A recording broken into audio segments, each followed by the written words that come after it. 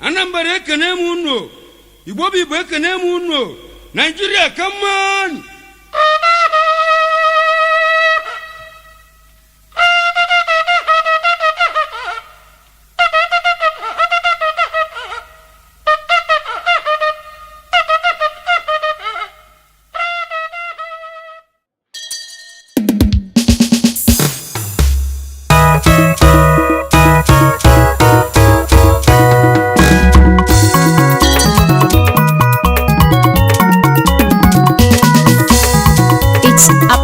On the beat.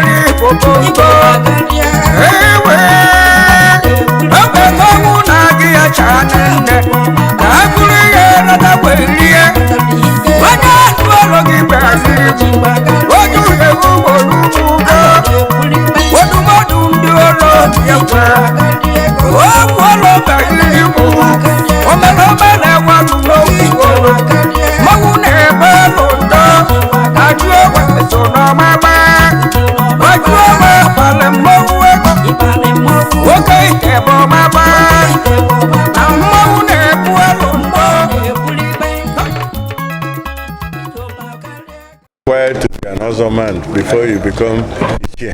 I don't know. I have made the basic requirement of Ozoenyi, the basic Ozo, but this is Ozoenyi, the higher type of Ozo. You know, to be a chair, I just need that to be Ozo man, which I've already done. Ozoenyi. This is Ozoenyi, a higher type of Ozo. So it's not, you don't need to be Ozoenyi to be a chair or to be or to be king. We have to thank God for giving us food. Yam is the king of crops. You know, it's what we use to celebrate the best farmer. And then we also to thank God for giving us good, bountiful crop. The king farmer, the best farmer gets award. You know, and it's like definition of our agriculture. So yam is the king crop, and we do it every year. Our forefathers did it, we will continue to do it. Give me chance, I'm not cheap and also. You could you put most on Adamajam, boy. It's a left with a mama on a bucket and you got it. It's a left with a mama on a bucket and you got it. You can get here and make everybody go back. It's a left with a mama on a bucket and you got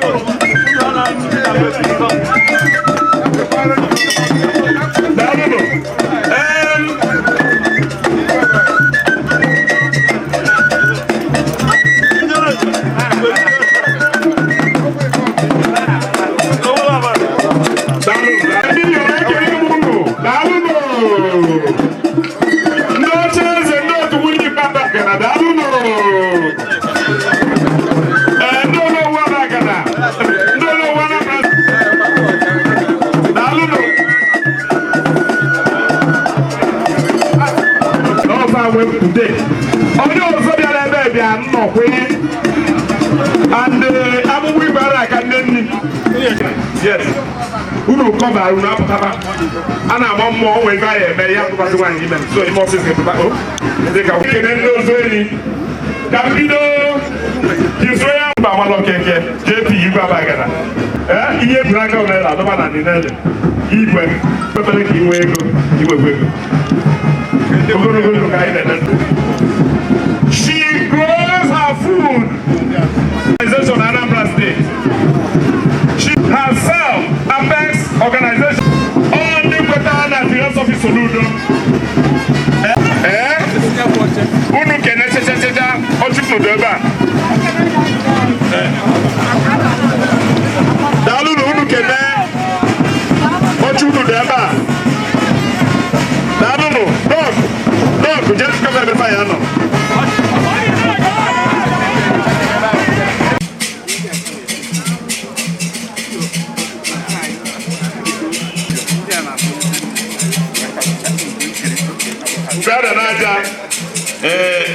Chineneze.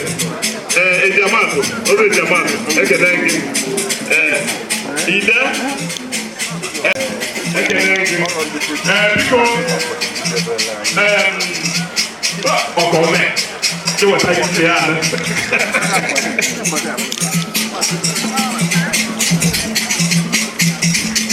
Ozo Okike ka abịa, ichie, ekele gị. Center for led by Professor of UNN. Daluno, I make it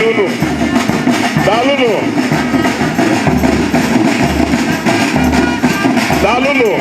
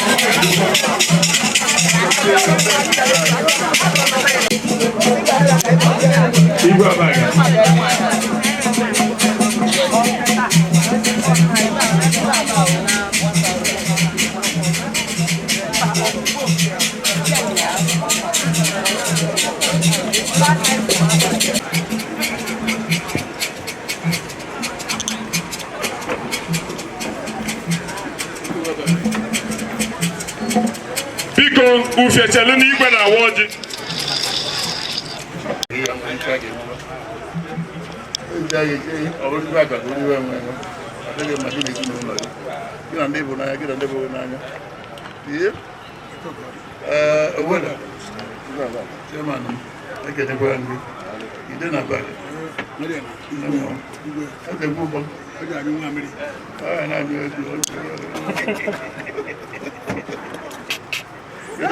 Ila koko be onu ba. Ila koko onu ke mo jo ki la ke mbe am onu eba. Okay ka. Ari mo ge ge mo. Ijelenze. Ma tu ese na se ka. Oh, ma ka be na bata. No ku ba. No, ah pare.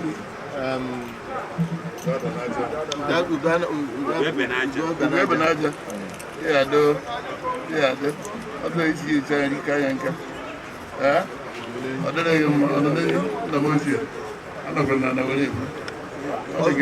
Also go Chukwu to the Gaba who name Ugochukwu there. Sinamaz. Ejiamato. Also Ejiamato. Okay, about the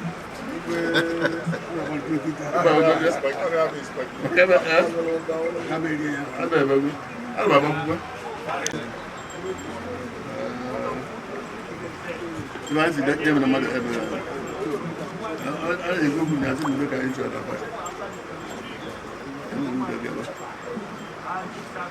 You work at you good or you work at the good or not. So we work at you good or not. And I want you to where's the people? We go to where? Go with guy with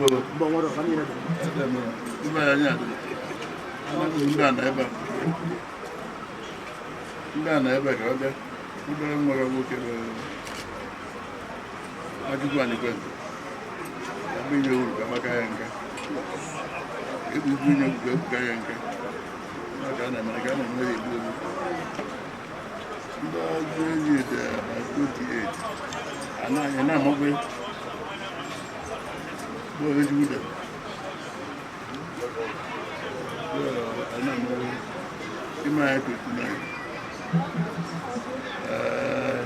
ndị ọzọ kwucha na live eji ọdọ ya batara adị na anyị mma adị na anyị mma egede nara anyị ojigbo ta n'otu ata Igwe, thank you very much.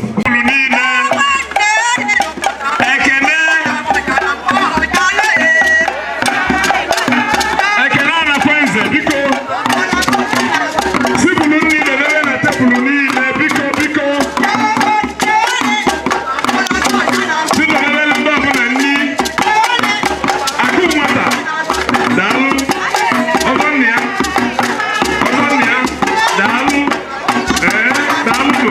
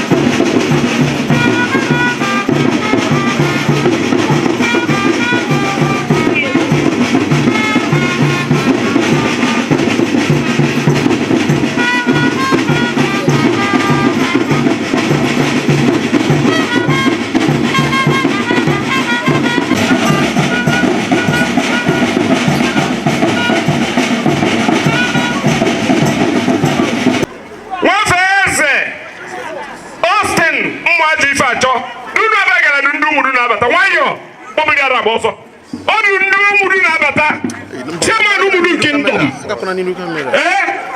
na onye isi ọbara nza abagana na onye ọdụ okike na onye sekretịrị ụmụrụ nwaọjị ebe chairman ụmụrụ kingdom na onye oze na onye oh my god dunu na onye vice chairman ụmụrụ na onye wezu akụ abagana dunu isi ichie adabụ ụmụrụ na abagana Chaline, ọba ọfịa wee banye kene. Dunu abagana.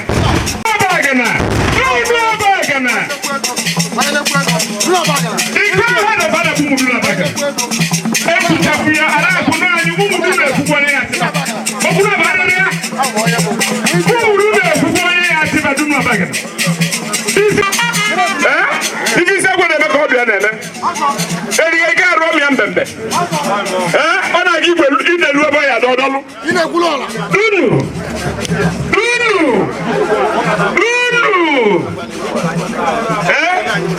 Mkpụkwa ya anabaghị n'iyi na.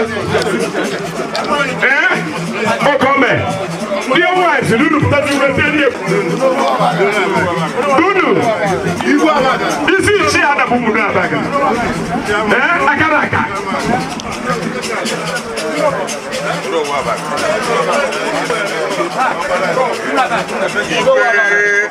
Okome. Ụmụdunu. Ha na-eke n'igwe abaga. Na-eke n'ụlọ. Isi ichi asị egwu niile chele. Ụmụdunu ji ekwuru bịa. Asị egwu niile chele na dunu bata. Dunu abaga.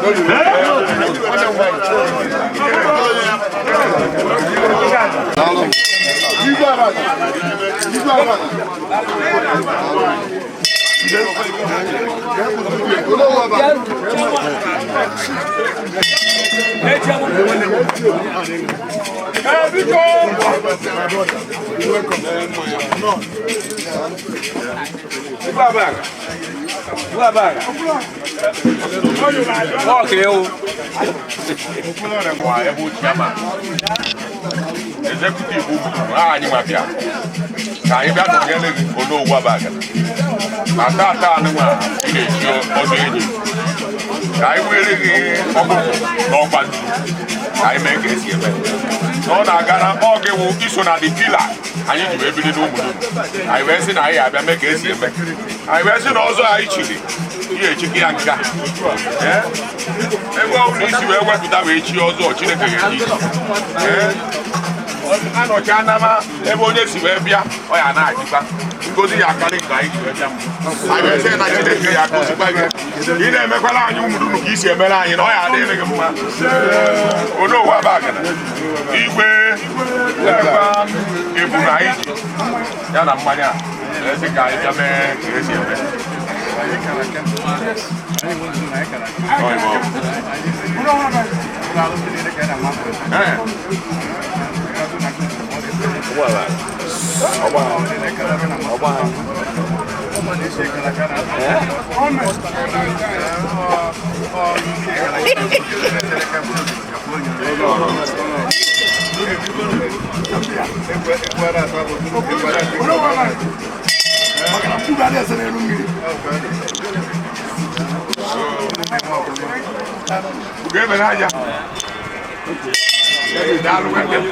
Biko ka jẹ́ ndị Ozoenyi ọjọ́ ma abịacha na iwu sọ ndị Ozoenyi jewara m maka one day ama achọ ịnụ anụ mba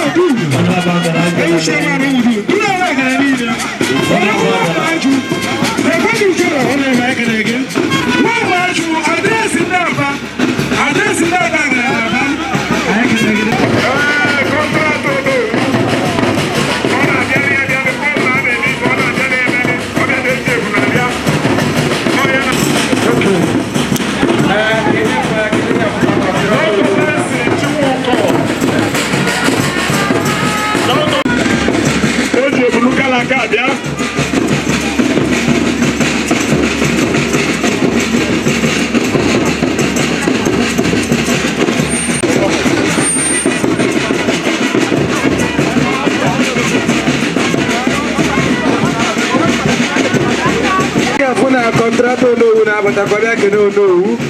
Aina kere do no ki wo word of aba ke ne botete. Sino brother I can get.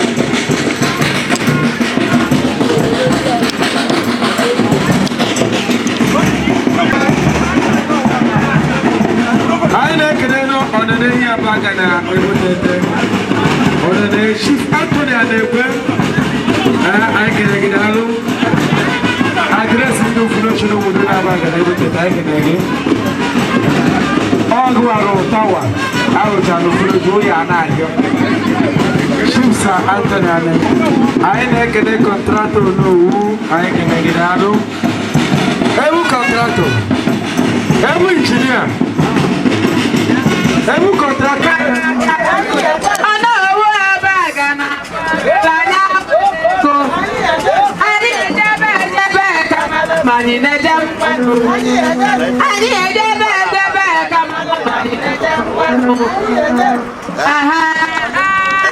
Ogaranya Henimba.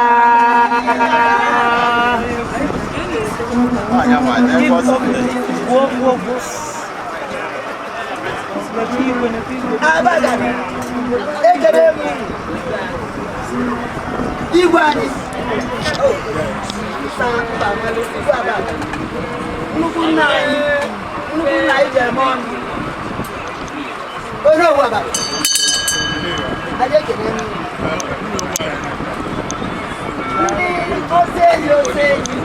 I want to say,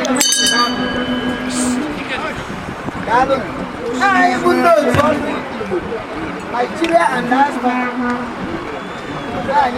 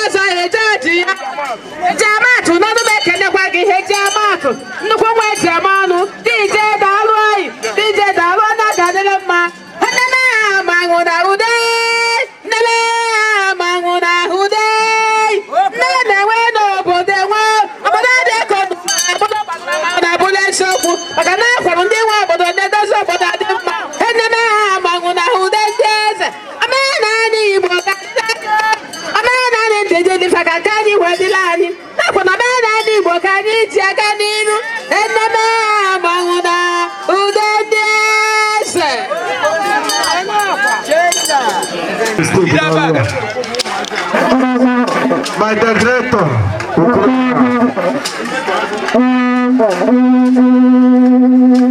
Honorable Chukwu Nzako, because so I had a mistake. I ain't a fact here for nothing was what happened because we're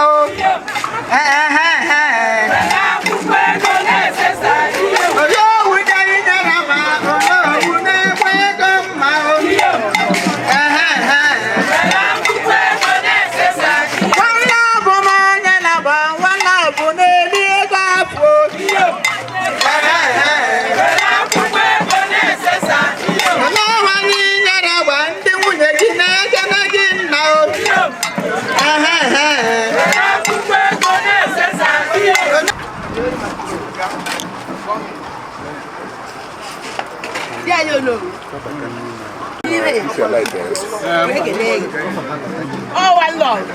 What have you done? Make it. They will end the best. They will end the best. Make it. I make it. Just get the voice. I make it. I say, I can't. Yeah, the line. Yeah, the line. Don't ever use to. So we best on the cake. Almost all of the I did. So I make it. I give it. When I say it, Chalo, madam, sustain check. I'm with you off, man. When it's here,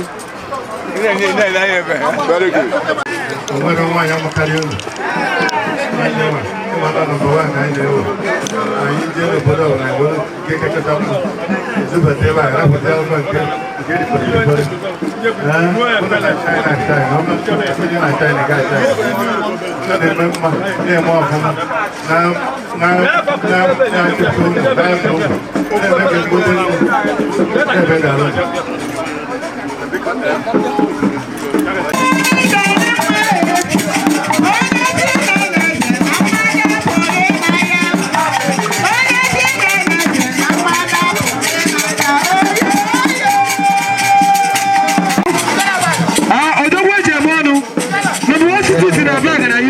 I can get all the present channel.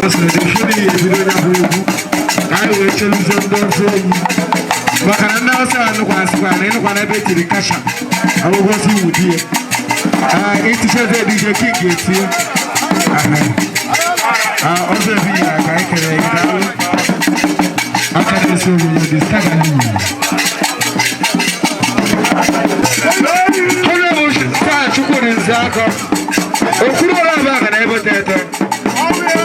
Address is not back in the APS. Honorable Chukwu in Zaka, I can get Dalo.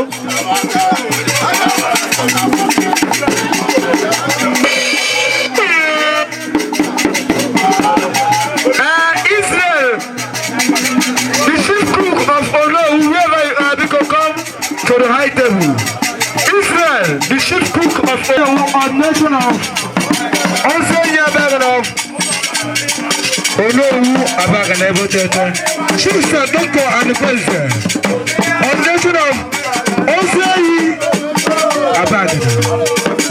She's a doctor Anakwenze. Ozoenyi abaga. Ozoenyi nakumado. Address itu funa chukudu na abaga na ebo tete. Ozoenyi. Oya na toko halipo na ema. Asidu fakada kulena. Ozoenyi I can get out. Ozoenyi abaga. Ozoenyi nakumado nakumwa. Address is for us. Address is for me. Ozoenyi I can get out. Oya na program when for na ema. Ozo jama tuwa wole. Ozo jama tabagana. Kenelu meyo. Kule meze. I can get out. Awura mado yeru ayaka. Kule meze I can get. Kule kibo. Kenelu buko bagana motata. Ibo. I can get out.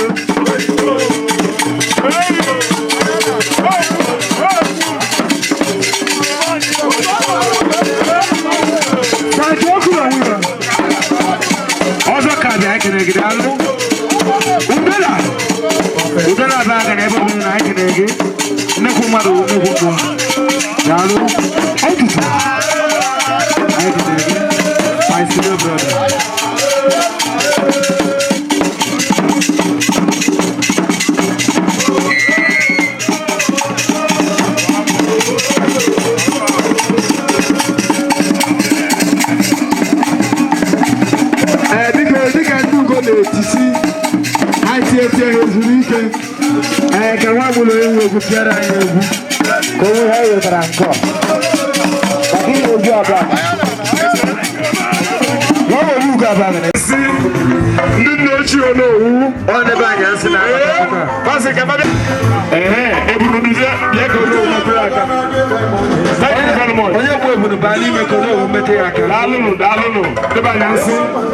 Thank you very much. I see you met you for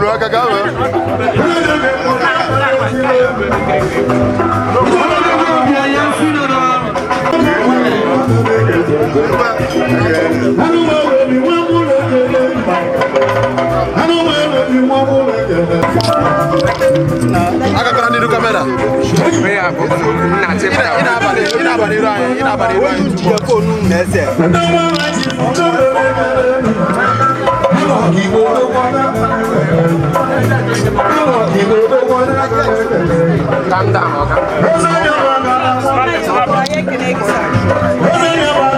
She grows her food herself,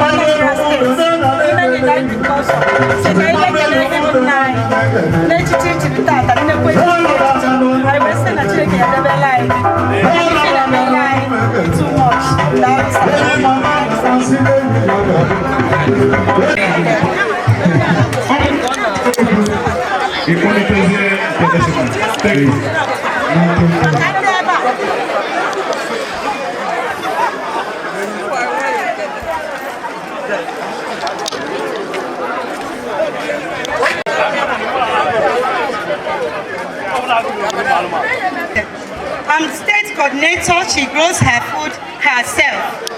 Apex, Anambra State. It's worldwide organization, and it's our organization I met there. They went in your room, we making not here back to Olubo. About this home, why? If I never near Erika, I never mandi you taka. Campona, when again, we're Benata Nobodo. Home, I wear Babulu. I went out saying, home wine in not here back to agriculture, my agriculture, mamma. We now call Ubo begging. You need to sing after go if time has gone for that. So I went out Sonia Buna because I not here back to agriculture. Which naive Neku Papai, for our grand patron, our stakeholder, Anambra State. Uneku nai Onogu, Namekenengi, for our grand patron, Boni Siai. And on another area, Macanifon America, or Macaka to a better. Seka Kowalun, Konya and not about agriculture, Macana, a wool agriculture now, Erica, Dalon, Cora go to Metua. Thank you. All right, Darobodom, Mamanu. Ndi Abagana, Mamanu. Igwa bagana mama no obi bum sangole ina eba tata afambo Princess Comfort Ifes Nwachukwu Nweke, the zonal coordinator Southeast Association of Micro Credit Institution of Nigeria. Na ngalaba niile na Ebonyi State, Enugu, Anambra and Abia, and also 36th including FCT Ghana cover. Our aim is to educate our youth into agriculture. Ikuzreha gets a new method of agriculture, new practices, and also I'm saying introduce what she called, she grows her food into to educate women. Ikuzru muwanyanye urobara to go back to agriculture. Makana opu agriculture bebano. In Anambra State, I train go over 100 youth into Songa. Today's state, Nobuna, I never youth ahanya. Now I gave me a lot. train her in different units, train her in crop units, train her fishery, poultry, market garden, and so on. Food processing, and also train her their various community and their state to make sure that agriculture go viral. Never can no dey know iyo mere Erika nji nọrọ ebe a n'ụbọchị nke taa. O gotere anị 1,000 plot just for the women. Iyo na-eme na Anambra and diaspora. O buru ya ga-akọcha tata. Nyewa ka nji wee kwụrụ ebe a with my group.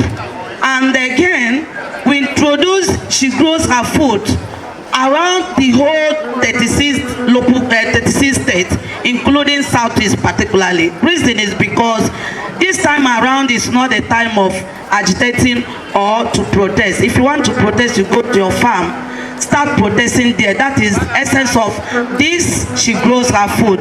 Let every woman go back to agriculture. Ihe niile o nwere sidi na-adị ebe a m ga-ekechara ndị ọbụla ga-akụ ya na be ha ịkọ ọnya igosi anyị onye waka ọnụowu na-eme introduce ọ sị ka onye ọbụla gawa agriculture maka na anyị ma nebezi anya na oil adrozi. Let everybody move back to agriculture maka na ọ bụrụ na afọ ju gị ime nwe nsogbu, ọ bụrụ na afọ ju gị na iri ele ọfụma ime nwe dịka nje dị iche iche maka na ọ bụ agụụ gụrụ during Biafra mgbe a na-anụ agha. Ọ bụ agụụ bụ ihe mere ji wee rata ndị be anyị ọ dịka ka ji wee sị everybody should go back to agriculture.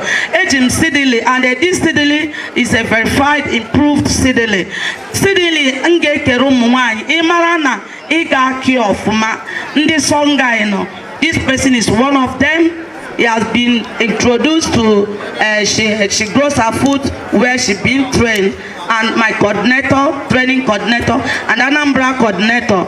My woman leader is here, Egovin, yes. So I'm here call upon 50 women that can grow this food. Let me share it on behalf of Onowu because Onowu said everybody should go back to agriculture. So if you know that we grow this food by yourself, then please come out. I would like to share it to 50 women, please.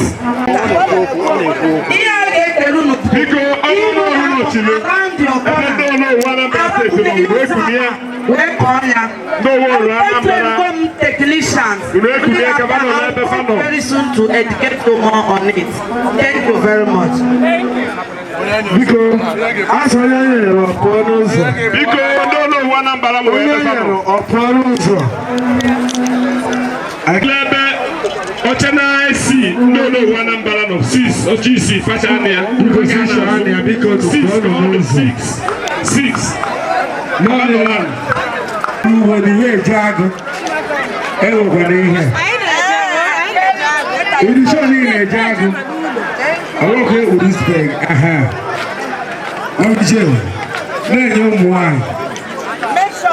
Yes, sir. Permit me to welcome Alaba. Watching a melon or watermelon. No food on the table. Watching a melon, I could one by little peace. Not of this. Okay.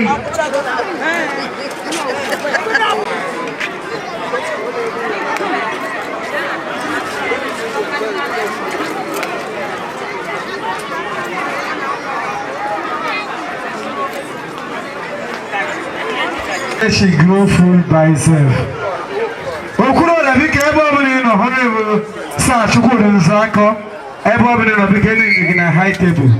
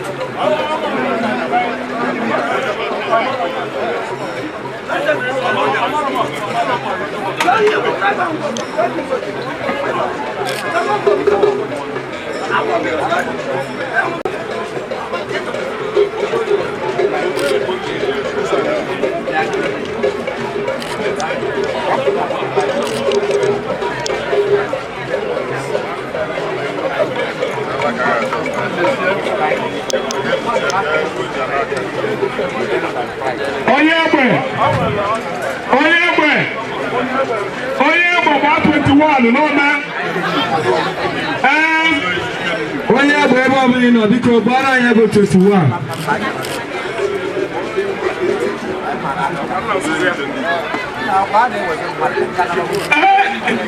Ndị be anyị Onowu Abaga na Awugolu Ozoenyi Ikendigbo Ozoenyi Owulu Ikendigbo Abaga na ụmụ Owele. Onye ọrụ na-abatawazịa ndị ya batabazịa Ozoenyi Ikendigbo na Abaga na ụmụ Owele. Onye ọrụ na-abatawazịa Ozoenyi Ikendigbo.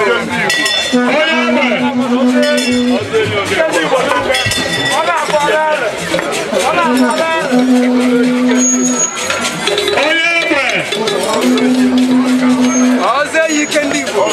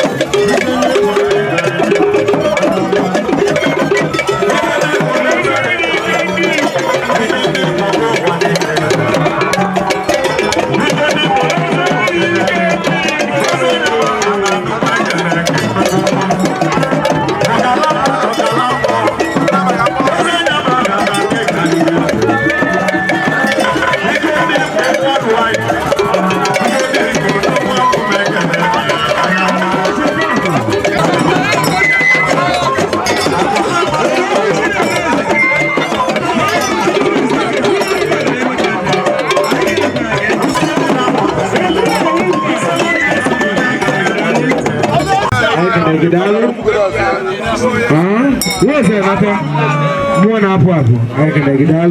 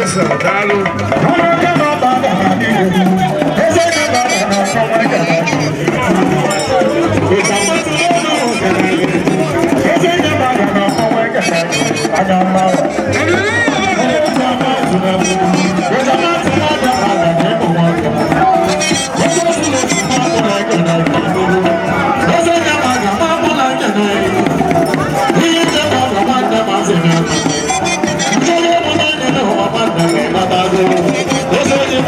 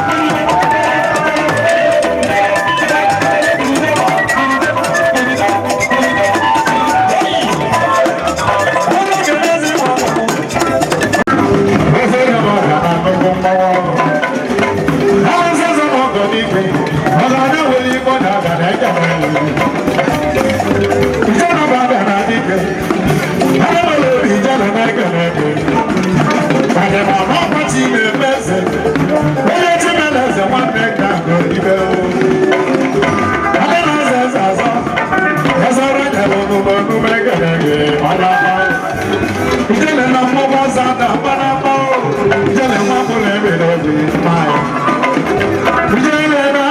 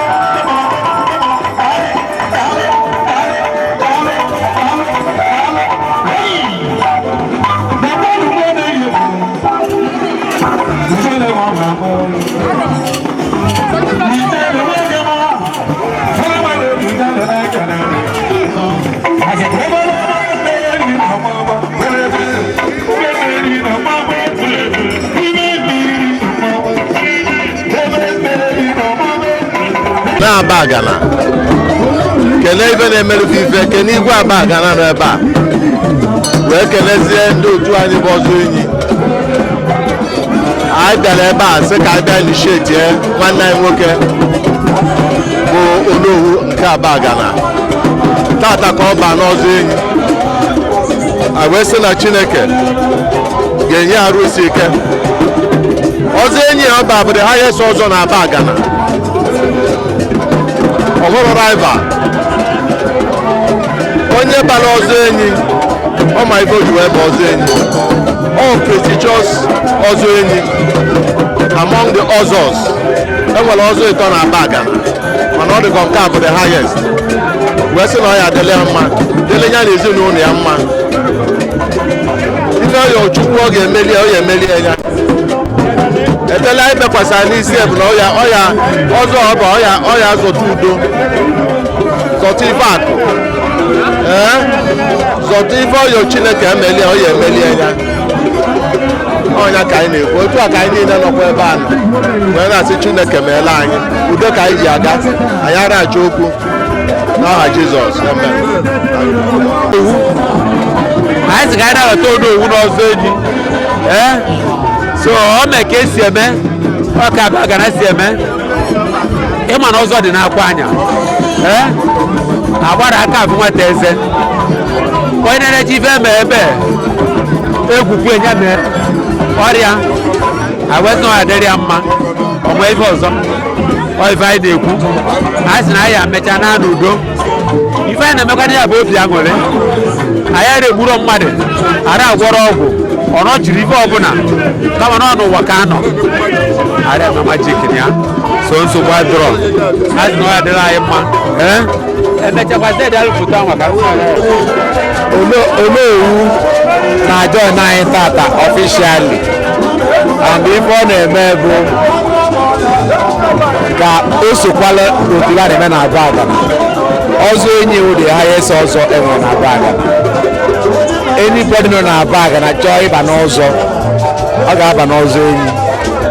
Ozoenyi wee ebe enwe men of integrity, men of character, timber and calibers. So na anyị na-ewekọm ya in tata and anyị na-asị na ọ ga-adịle ya mma already ọ dịgoro ya mma dị na ọ dapụtara mma anyị ga-agbazị ya. Afọ m bụ Uchenna Igbo aka onye ọcha Abagana Ozoenyi Uganda na-aja Abagana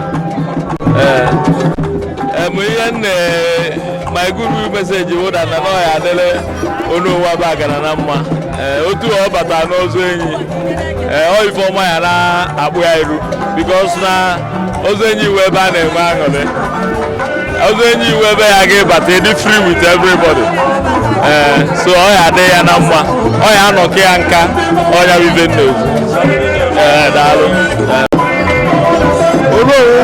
Nwa eji eje mba ọ na-awụ ọkpọtara anya na-eri ihe so no matter of surprise n'ibe ọ sị nnọọ ya adịrị ya mma ibe niile bịara ebe a ma obere ma nnukwu ma nwoke ma nwaanyị ọ ya adịjarịkwa ncha mma ọ ibe ọdị mgbedi na-eme n'obodo maka na ndị dapụ omenala ha onwe ozi uru baba gwa ya ma ozugbo ebe basi so n'omenala anyị dị ibe onye ga-etu ji wee nọrọ ebe a omenala ya na-aga n'ihu kedu afa gị wisdom ọ ya adịrị mma deje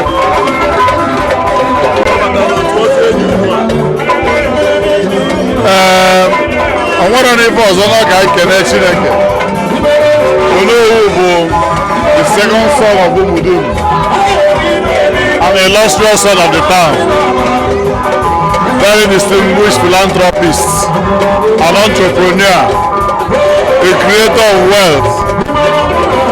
You can go on to describe him. Anyị na-ekele Chineke n'isi ya na ndụ ọ na-elie.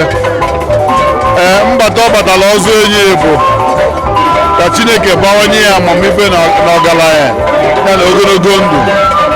And anyị na-ayọ Chineke ka onye ya amamife o eji wee na-ahazi Abagana nke ọ na-alụlụ Onowu ya na ndị Ozoenyi ọbata n'otu anyị ụbọchị dị n'iru ya ka mma karịa tata ọ ihe anyị n'isi ya.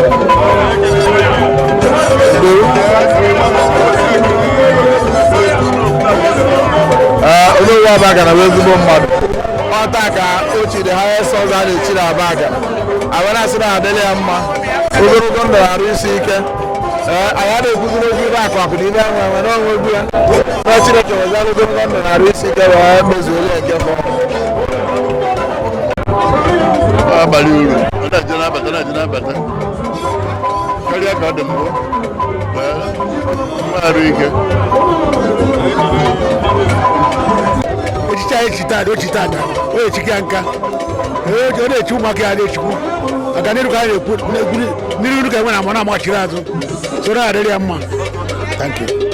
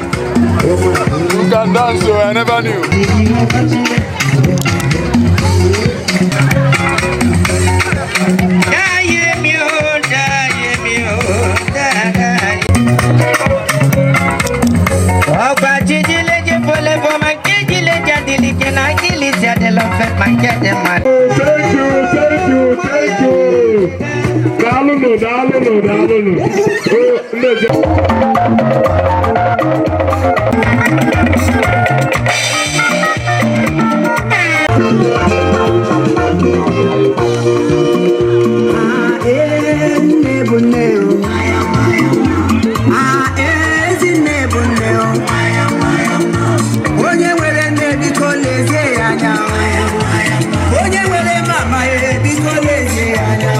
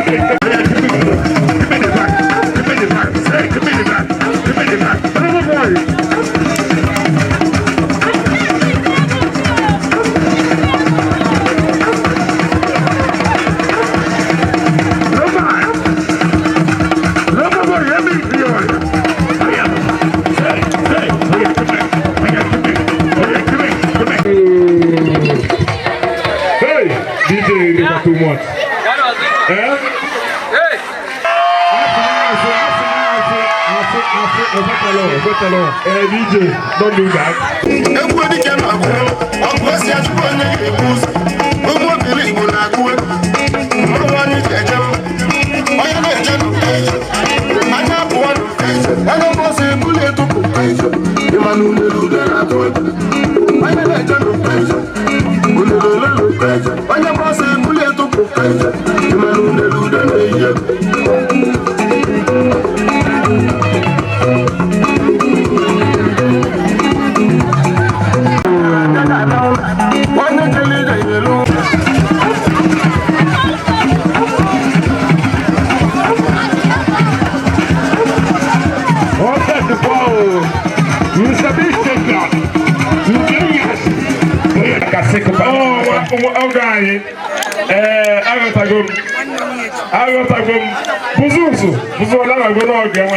So I was in I can even go to exercise every and now it is flexible like this.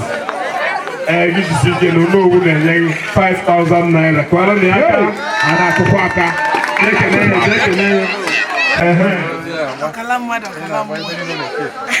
Example.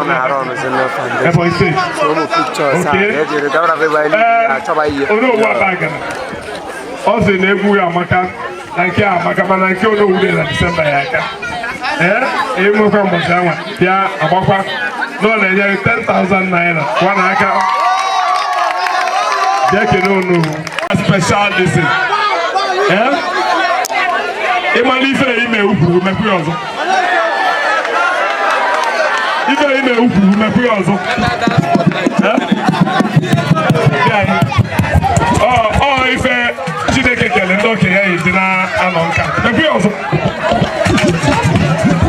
Kono unene. Kuzo sana kono unene ukwu. Roma boy, let me see you. Oh yes, let's go. Hey, come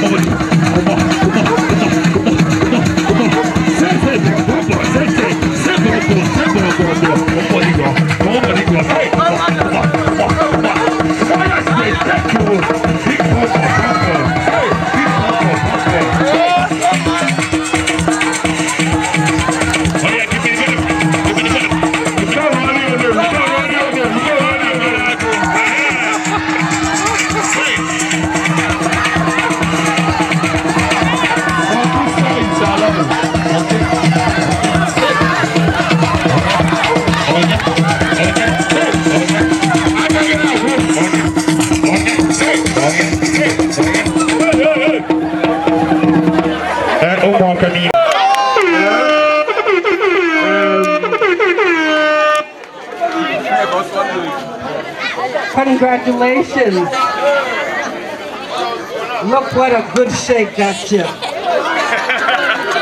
Enjoy. Thank you. It's a pleasure. I'm going